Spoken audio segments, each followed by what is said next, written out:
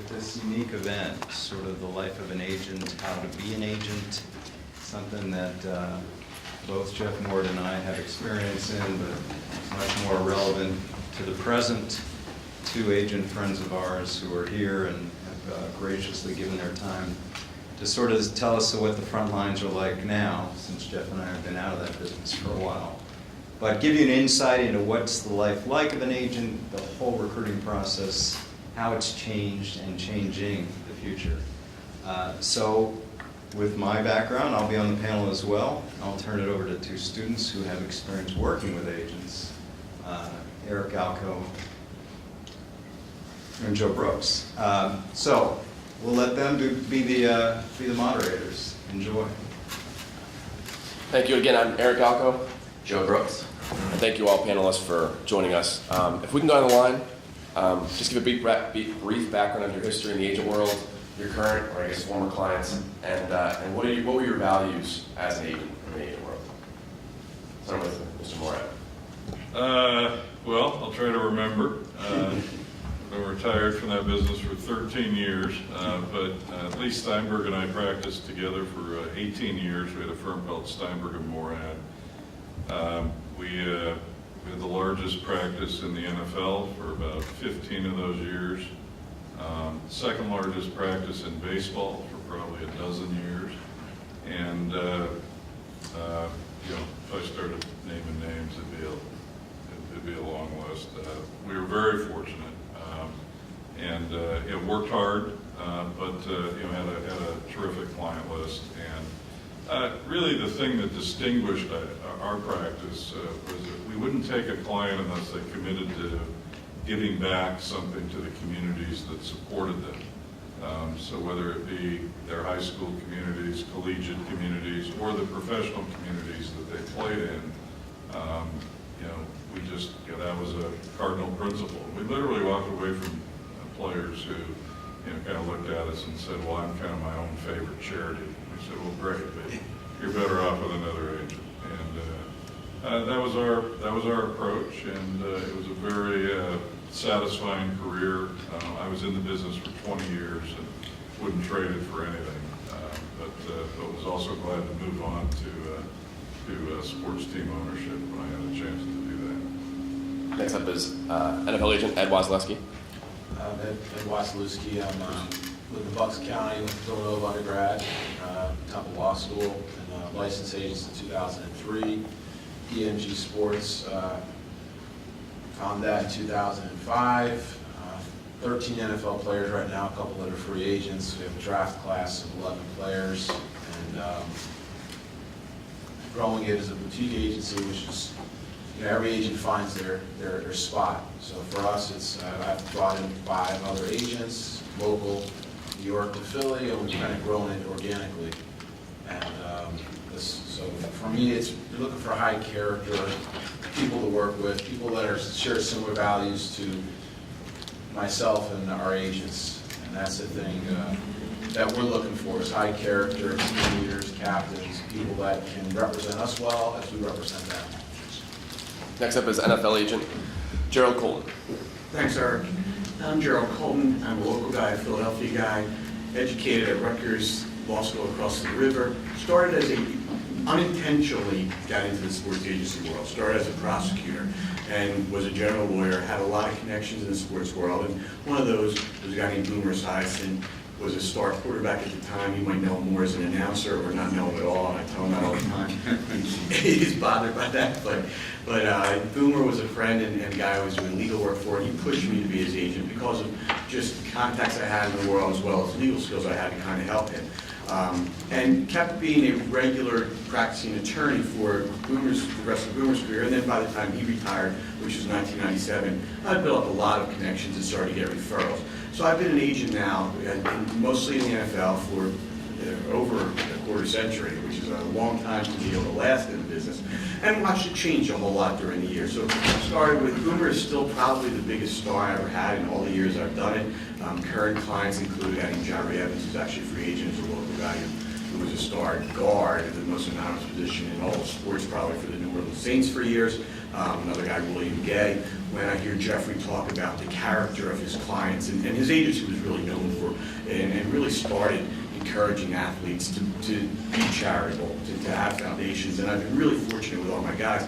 One of my guys is a guy named William Gay, who's been a Steelers cornerback for years. And even just yesterday, the NFL asked William to be their ambassador and spokesperson for domestic violence, which has become a big cause in the NFL. He has a very personal story. He's been doing things on his own without any fanfare, attention, or any personal gain for about a decade. And working with guys like that has just been so invigorating, and really has made being an agent it's the best part of it, to give back, the ability that they can use their celebrity, their star status to do things. And I've just been really fortunate to do it. I've watched this guy next to me grow from coming out of law school to becoming a really well-respected, recognized agent.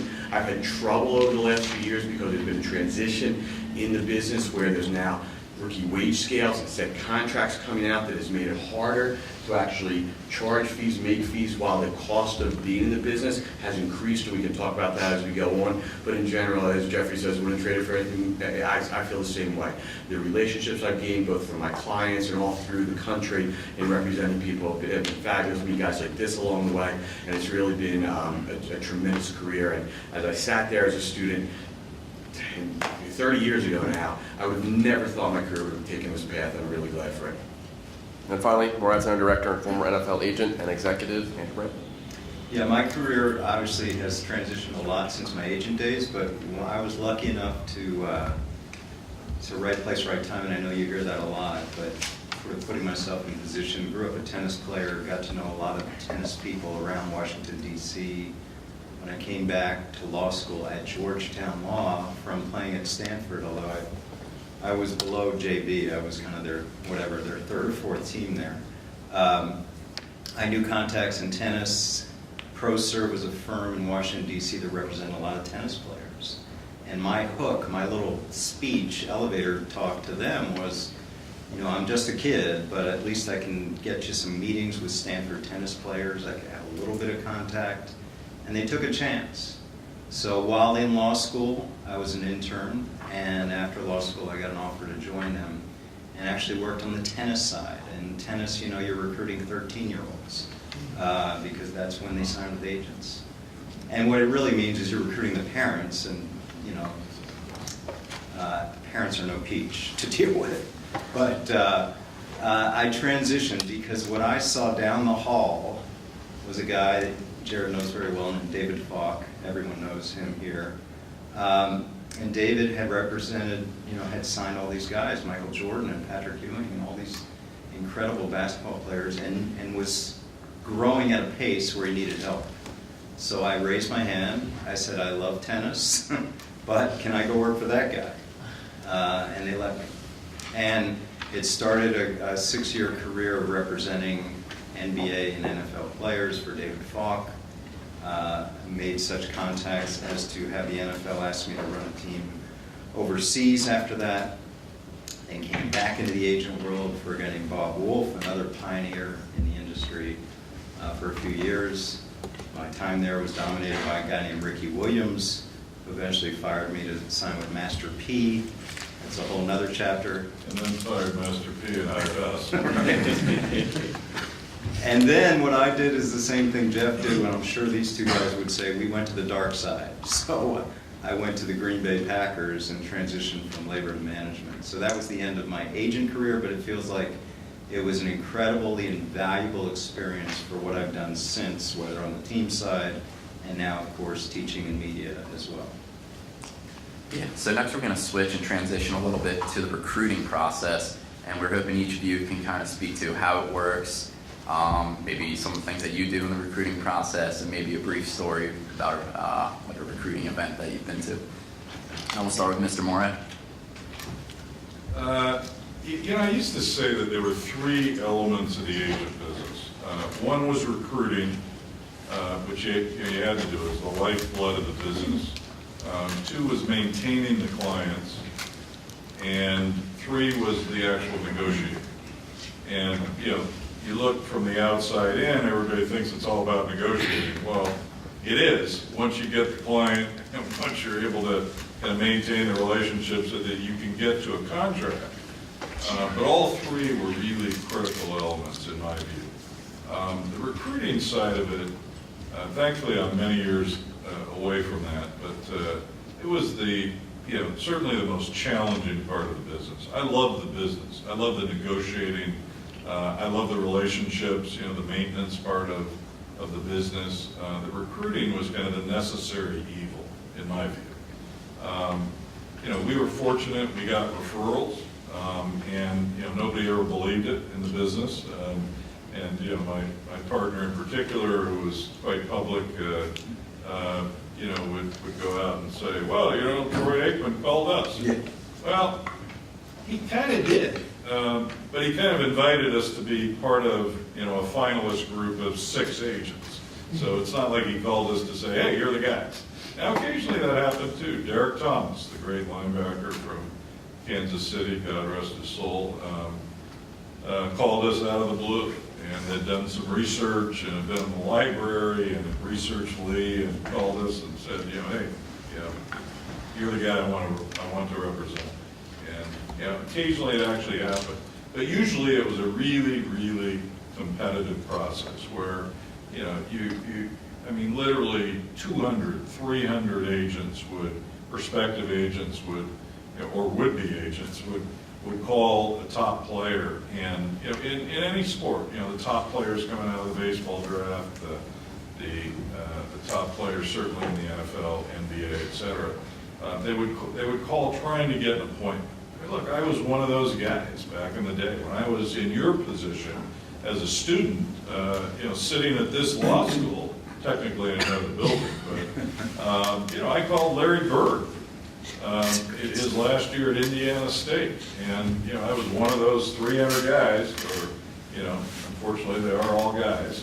Now it doesn't mean there isn't room for women. We'll get to that, but I understand. But How did you reach Larry Bird?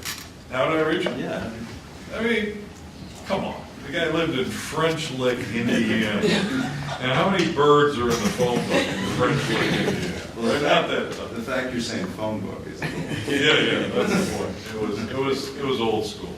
And by the way, he already hired Andrew's former boss, former partner Bob Wolf. But you know what? My law school classmates remember me as the guy crazy enough to call Larry Bird. So anyway, I guess back to the recruiting aspect. It's the lifeblood. It's new clients are what you need. We were fortunate we could get into the finalist grouping fairly easily, and then we had to compete. And you had to sell yourself. You had to sell the experience of your firm. We often had existing clients of ours talk to a prospective client. We were known for representing quarterbacks. At our height, I think we had 25 quarterbacks in the NFL, probably a dozen starters on most Sundays. And you have Troy Aikman or Steve Young or Warren Moon call a young quarterback coming out of school. That makes quite the impression.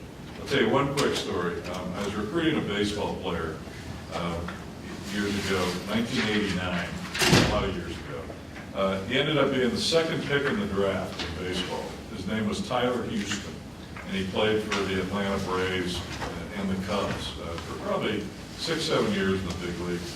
Never really achieved what he should have. So I'm in his house, and the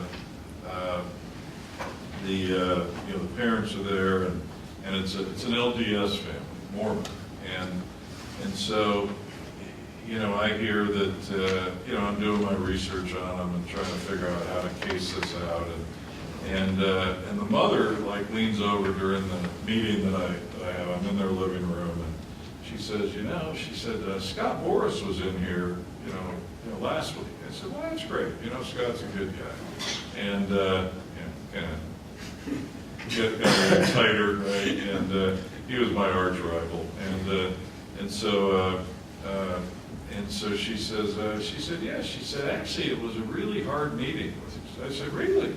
She said, well, what happened? She said, well, he brought this guy named Greg Maddox with him. And, Greg Maddox was, probably the best pitcher in baseball at that time, who happened to be in Las Vegas and went to the same high school as this kid.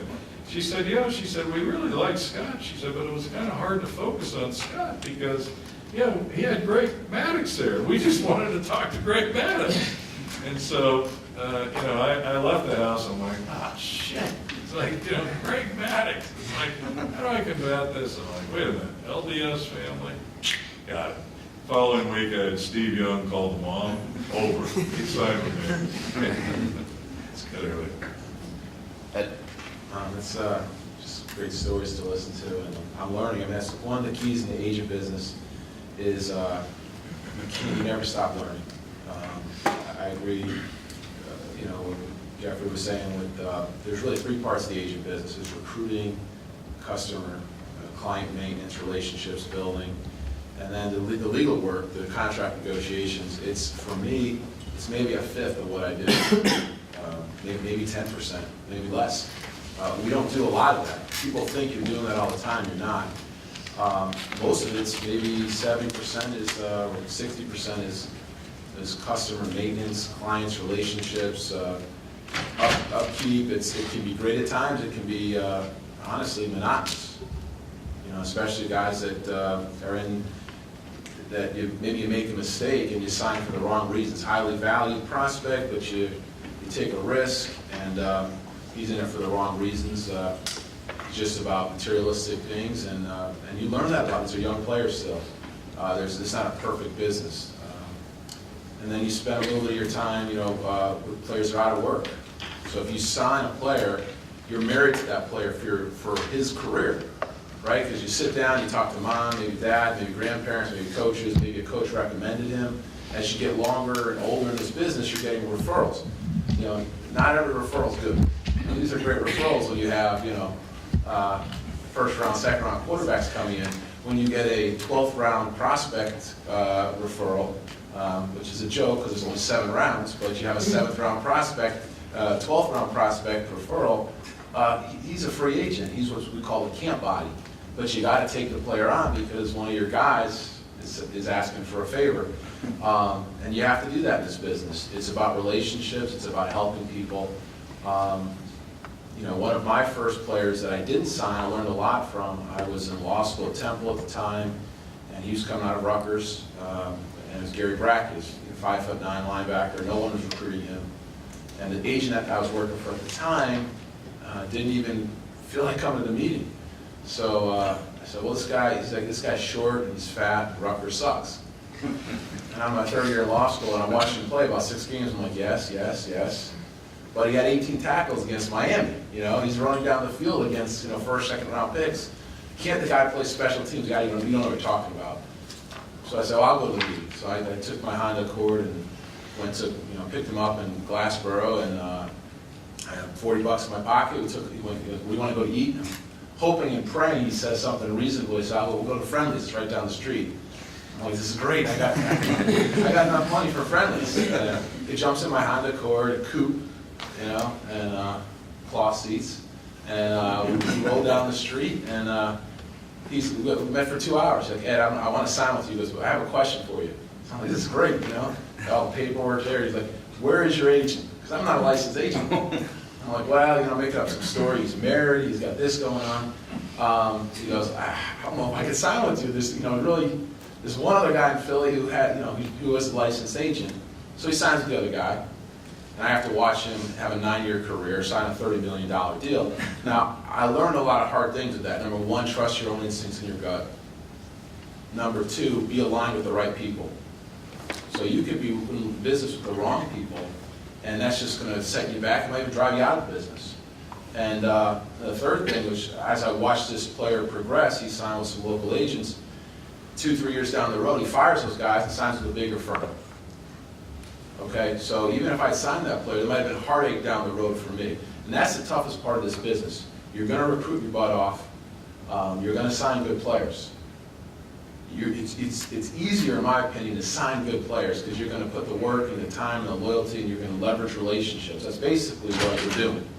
You represent a player for 10 years. He's got a good player, and you say, hey, buddy, 10 years, come on, help me out with this guy. And they do, because of the relationship, because if you're genuine and authentic, people are gonna help you. But then the hardest part is when people get money in their pockets, these young players, they're 22, 23, hey, I might have been that way. I don't know, I'd like to think I would be, but you get money in your pocket, it changes you. Now all of a sudden, the kid that you're recruiting says, I just want a chance to make it. And he's an undrafted rookie, and then all of a sudden a bigger firm comes and throws 20 grand on the table. And it's just looking at you, it's just looking at the player. And honestly, a lot of players take that money. You can sit there as nice and in your suit and you're smiling, you haven't changed a bit, you stepped up your game, you're offering a lot of great stuff. At the end of the day, they switch for something that, on their Instagram page, they're talking about how religious they are and giving back and they're Christian and God is with me and they're quoting, John 3:14 or whatever. And then, yeah, I'll take that money. Doesn't add up. But that's the thing you're getting into. It's just a bit of advice. It's tough if you're sitting there as a young aspiring sports agent. That's what you have to deal with. That's customer relationships and maintenance. And it's tough in this business. I don't want to paint a gloomy picture, but that's the harshness of recruiting. It's not just recruiting. It's holding on to your guy for dear life until he gets to a second contract. Quick story following up on Gary Brackett. So Brackett gets into the league as an undrafted free agent. I know the guys he signed with. They had exactly one client, Gary Brackett. Okay? That's true. He becomes a really good player. These guys are no longer in the business, by the way. Either one of them, but they're good guys. So it comes time for the guy's free agent contract. There's a sort of a pecking order and political views and prejudice in the NFL against certain guys. And he looked like nothing, came in undrafted, became a good player, but they still had him. Hey, this is an undrafted free agent to some extent. So it comes time to do a second contract, which is where we really can hit big as an agent. That's our key. A guy who can last 4 years and hit that second contract as a free agent. So these agents, first, their big contract they're going to do, they're all excited. They call up Bill Poley, at the time very powerful GM in Indianapolis, and he just shoots them down. He says, no, this is what the contract's going to be, this is it. And they're like fighting with him, and Poley says, no, this is it. He goes, and by the way, Poley tells him, by the way, the next call I usually get is this one. Hi, I'm Gary Brackett's new agent. that's exactly what happened there. So, talk about holding on to a client. These guys held on to this guy for 4 years and still lost him, and it could have been you making that call and then giving the bad news. There is an old adage, how do you become a sports agent? The answer is, get a sports client. But how do you get a sports client? That's the hard part. And even, I've been doing this a long time, and it gets harder and harder for a lot of reasons. In the National Football League, we have to be, in order to represent players on their contracts with clubs, you have to be certified by the Players Association. All of you guys, through your credentials of graduating law school, will be able to get in there and pass a test. It's a lot easier than what you usually take in law school. So there's no question that you guys can all become certified. Then when you're certified, there's some credentials some qualifications that are necessary to keep that certification going. But there's about 800 of us that are certified. There are approximately 2,000 NFL players, give or take, and that's even probably on the high side, including practice squad guys who we can't even charge fees on. It is an incredibly competitive atmosphere out there of people trying to get clients, and they will do anything and everything to get clients. And I'd like to think after all these years of doing it, that there'd be an attractiveness to that, both my relationships and experience. And I can sit down with guys, with young guys coming out of school. I want to tell them about the great contracts I've done, my relationships. And I got to tell you, I look across the table at these young men, and they're not dumb by any means. They're smart, they're sophisticated, well-educated on the business they're going into. And they can look at me like I'm talking Swahili. It doesn't matter. And this is why Jeffrey Moorad was so successful as an agent at agency. You figured out that LDS. Listen, they had a roster full of the best clients in the business. That family didn't necessarily care about it. They cared about something like that. And that's going back many years. It has gotten more and more so that there's something that they're going to latch onto, and you don't always know what it is. And sometimes it's things that you can't even combat, whether it's money that's given, breaking of rules and whatever. And we as lawyers are held to a higher standard for a lot of things. So the ABA canons and things like that I still like to believe in, but you don't have to be a lawyer. Most people's only certifications with the Players Association, and you can get slapped on the wrist for violations, but they don't even care if you break the rules, if you cheat, because what they care about is their players, and as long as the guy represents them well, or at least competently, they're okay with it. So it's a really tough world in the recruitment, and it's become increasingly tougher. I do still get referrals, and where I've been very successful also is a disgruntled veterans, because when they're coming out of school, I know that when I was 20 to 22 years old, I was in no place to make a decision as to who would serve me best professionally. And a lot of guys, at this point, what am I? I'm a middle-aged Jewish guy. I am what I am. A lot of these guys can't relate to that, and I understand that. Now, once they're with me, once they mature as business people in the world, then they're very comfortable, and most of my guys really become my family. But when they first meet me, they're not used to guys like me, and there's a lot of times we'll go with guys who are more comfortable. Andrew tells a story about Master P. Well, there's an agent right now who is huge in the hip-hop world, who is starting to dominate. A tremendous basketball player from this school is going to be a first-round pick. Side with him. I mean, Jay-Z. All due respect to Jay-Z, a tremendous business mogul. I'm not even knocking anything they do as an agency, but there is no way they're the highest quality representation for him right now. Yet that very intelligent, sophisticated young man chose them. Why? You have to ask him. But there's a lot of things to it, and we as agents are competing with something a lot of times that is way outside the scope as to who gives the best service. I know I do things for my clients that no one else can do. I have a guy right now who plays in the Arena Football League, and because of my relationships, as we speak, he's having a try with an NFL team that's probably going to sign him. Most guys can't create that opportunity for them, but people don't, the kids don't appreciate that because right now, Josh Wright saying I can hang out with Beyonce. God bless him. I can't have him hang out with Beyonce. I can give him a CD, but that's the best I can do. It's in maintaining your clients, though, as both of them spoke about it. You have to understand how to do that. For me, it is having relationships with the family, and sometimes the women hate me, and I got to tell you that they really do. I had a client who's been a client for a long time, who's a free agent right now. I personally don't mind bad news when I hear it. I like the truth. I like to know what's going on. You have to know what your client can tolerate. I had to give bad news the other day, and I had to hold the phone out like here, and I was yelling. I mean, not at me particularly, but there's reaction to bad news. His wife then calls me up and goes, "You better stop giving him bad news." So sometimes all there is bad news. So I don't know exactly how to filter that out, but even a guy who I have a great relationship with, I'm like, well, the next, you might get fired by this guy if you don't watch how you deliver the message. But the thing that I have to recognize as an agent is that value added. When I talk about Beyonce, I don't say that. So I have to have the hookups in Vegas for my clients. I have to have, I take care of legal needs for them at no charge. Real estate closings, wills, trusts, all these things that I am able to do as having been a practicing attorney. They're setting up their businesses. And I try to really add value to them so that when because here's one of the problems also, and it's going to run into this, and I don't knock you for it, but we have a rookie wage scale. He's got some really nice prospects. We're going to sign 4-year deals. And by the end of as he gets to the end of those 4 years, they might question, well, did he really negotiate? What has he done? And you have to, and maintaining those through those 4 years is not an easy thing to get that second contract. So you have to add value, you have to know the family, and have to make them feel that when they write you that check every year, that is what keeps us going, that they feel good about it. And it's not always an easy thing, but those are the keys to surviving in it. Yeah, quickly on the recruiting side, Jared mentioned telling the truth, and it's so important. You learn the hard way, because sometimes you got to sell, right? Recruiting is all selling, being an agent is all selling, but you got to be honest. And an example from the team side, we were recruiting one of the best defensive players in the history of the NFL, Charles Woodson, to Green Bay. And he wouldn't sign. We knew we were the only ones offering a big deal. And finally, after a month, I just got him on the phone, like, what is the problem? And he goes, listen, you got any black people up there? Green Bay, Wisconsin? And I had to be honest. I'm like, no. Sorry. But listen, I'm Jewish. We got no Jewish people here either. And then he's like, anything for us to do up there?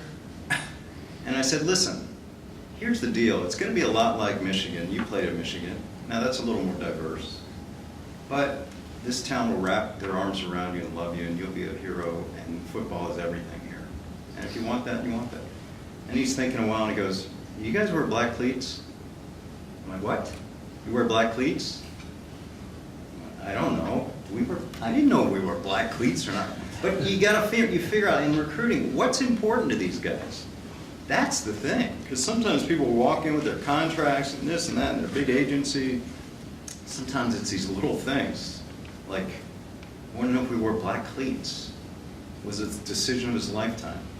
So you have these kind of things. And the last story in recruiting is the opposite of everything you're hearing. I talked about David Falk Patrick Ewing was named coach at Georgetown this week. We represented John Thompson, who was the most intimidating man I've ever met. But anyway, these guys would come over after their careers, and the elevator would open, and it'd be Patrick Ewing or Alonzo Mourning or Dikembe Mutombo or Allen Iverson, and they'd say, "Where do I sign these papers?" I'm like, "What?"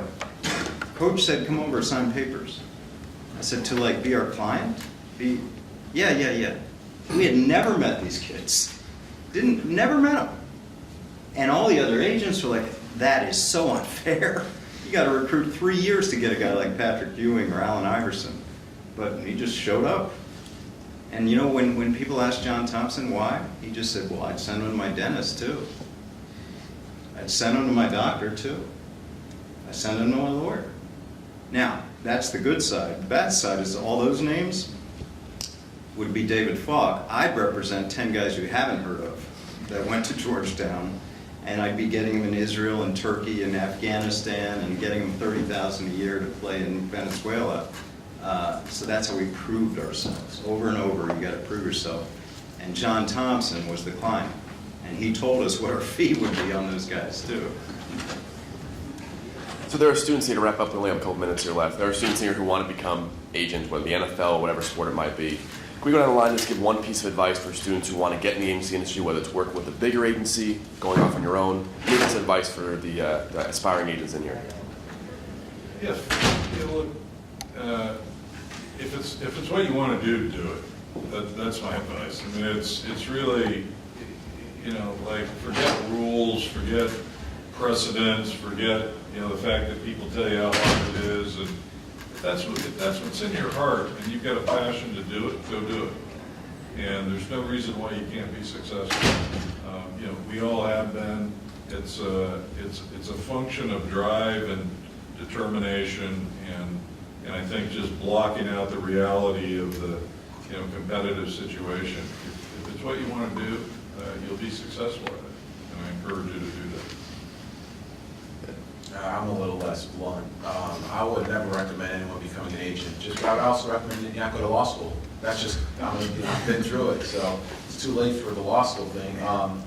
But, just to be honest, it's a very hard business. I see one of my professors from Temple Law snuck in there, one of the mentors. It's difficult, and to Jeffrey's point though, in order to be a successful agent, you have to be persistent, you have to be kind of hard-headed, you have to take your losses.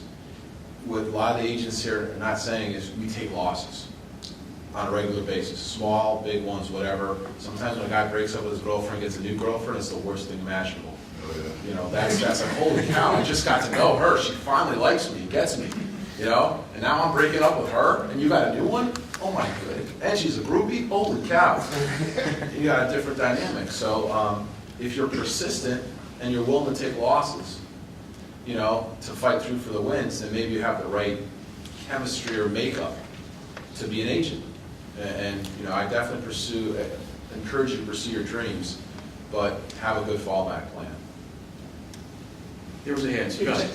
You just brought my name up. But let me tell you about Ed, because to me it was an amazing story. So I've been doing entertainment and sports law for longer than anybody in this room. And I teach at Temple Law School, and I teach the course. Ed takes my course. He is one of the few people to ever get an A in my course. I thought I got a B+, but I'll No, I take it. think you got the A, because I remember talking to you and saying, let's have a conversation, let's go to lunch and talk. I, of course, as Jeff knows, gets hundreds of resumes and everything. And I decide I want to hire this young man. And he comes in to see me. And at the time, we had not only, because I believe in the diversification in entertainment and sports law, not just being football or basketball or baseball. You do everything. It's like Wharton School. So I'm talking to Ed, and I said, what are you going to do with your life? He says, I'm going to be a sports agent. So I said, well, what if you come work for me, and you'll do some entertainment law and legal work, And he says, now think about this in an interview, which you never want to do. He says, I'm not doing any law work. He said, and he was polite and respectful. He says, you can do the entertainment law and the drafting, not me. I'm going to be out with football players. Of course, we never could get together, but I did mentor him, and over the years I would watch him evolve. And there is a man who just made up his mind that he was doing sports and only sports, and that's what he did. Whether he's right or wrong, I don't know yet. Well, it's living proof that I probably did get the B+ and not the A. Yeah. It's kind of decision. Yeah, you were really C+. Well, to echo those comments, you really, as you go forth in this world, can do anything you want. And I would never discourage anybody from pursuing whatever your dreams are. And I've seen so many people make things happen. Leaving here with a law degree, whatever it is you want to pursue in this world, you can make happen. It is not an easy course to follow, and for me, it was an unintended one. I still, to this day, I've done it for a long time. There's a couple things I would stress. Number one, really develop good skills, good legal skills, good negotiation skills, things that really make you a very solid professional. You're not just relying on relationships. So you can really service your people, and that does serve you well in maintaining the client, at least. Secondly, while you have the chance, if you're young, don't have family obligations that come up way later and things like that, can take a little chance without needing money for whatever it might be, mortgages, all their obligations that come in life, get out there. Get out there. You know, on this campus right now, there's a football player or two that are going to be in the NFL. There's a basketball player. Develop the relation, and there's always going to be that stuff. Get to all these athletes that have foundation events. Go there, support them, get to know them. I've met guys through that have become clients. And just really get out there, whether it's in Philadelphia where we have everything here at our fingertips, and my relationships that started here and have filtered all over the country have really served me well. Just be active. Don't sit back. People aren't going to call you at home. You've got to be out there. And the last part I would say is just from my standpoint, I still have a fallback. We can leave here after sitting here for an hour, and I can check my phone, and I could have lost every single client. You can get fired at any point. I've always maintained a little bit of a law practice and fallback, that if I have to make a living and start from scratch, I can. Now, Ed took a different route, and God bless him. I can't do anything. But I still have a little bit that at the end of the day, I know that if I ever had to regroup and start again, I can reinvent myself with a fallback position. If we have any questions that are available, otherwise we can wrap up. I know the symposium starts at 9 o'clock. But questions? Can you briefly mention how, I guess we can diversify agents in terms of women? You know, it's something that is forever growing. As we see, both from the fact that female sports are getting better and better, and there's more opportunities in that, as well as there are a bunch of very successful women in the sports representation industry. Now, as we sit here speaking about agents, we're speaking mostly about representing players on the negotiation of the contract with the clubs. There's a lot of different ways the agent is used. There are a lot of real successful women in the marketing world and things like that, but there are more and more women that are popping up representing players on contracts.